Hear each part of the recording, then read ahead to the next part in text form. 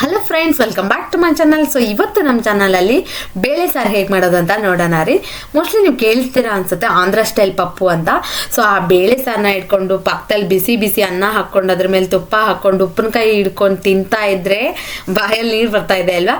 So ಆ ಬೇಳೆ ಸಾರು ಹೇಗೆ ಮಾಡೋದು ಅಂತ ಇವತ್ತು ನೋಡೋಣ ನಾವು.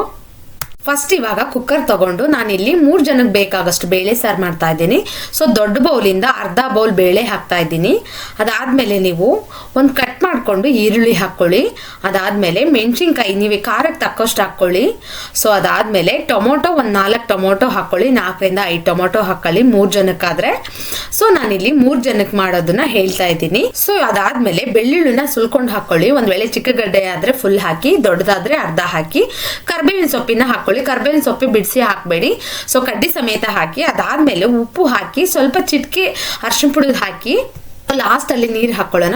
ಒಂದ್ ವೇಳೆ ನಿಮ್ಗೆ ಸಾರು ಗಟ್ಟಿ ಬೇಕಂದ್ರೆ ಕಮ್ಮಿ ನೀರು ಹಾಕಿ, ತೆಳು ಬೇಕಂದ್ರೆ ನೀರು ಜಾಸ್ತಿ ಹಾಕಿ. ನಾನಿಲ್ಲಿ 3 ಜನಕ್ಕೆ ಒಂದು ಚಂಬ ಹಾಕ್ತಾ ಇದ್ದೀನಿ. ನಾನು ಗಟ್ಟಿಯಾಗಿ ಮಾಡ್ತಾ ಇದ್ದೀನಿ. ಸೊ ಲಾಸ್ಟ್ ಅಲ್ಲಿ ಆಯಿಲ್ ಹಾಕೋದನ್ನ ಮರಿಬೇಡಿ. ಇದು ಹಾಕೋದ್ರಿಂದ ಬೇಳೆ ಸ್ಮೂತ್ ಆಗಿ ಕುಕ್ ಆಗುತ್ತೆ.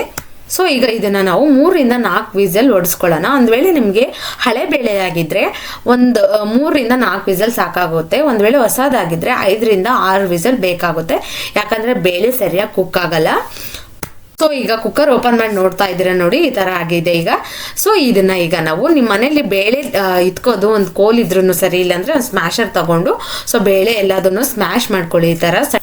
ಸೊ ಈ ತರ ಸ್ಮ್ಯಾಶ್ ಮಾಡ್ಕೊಂಡ್ಮೇಲೆ ನೀವು ಒಗ್ಗರಣೆಗೆ ಹಾಕ್ಬಿಡಿ. 4 ರಿಂದ 5 ಟೇಬಲ್ ಸ್ಪೂನ್ ಆಯಿಲ್ ಹಾಕೊಂಡು ಸೊ ಸುಲ್ದು ಇಟ್ಕೊಂಡಿರೋ ಬೆಳ್ಳುಳ್ಳಿ ಹಾಕಿ.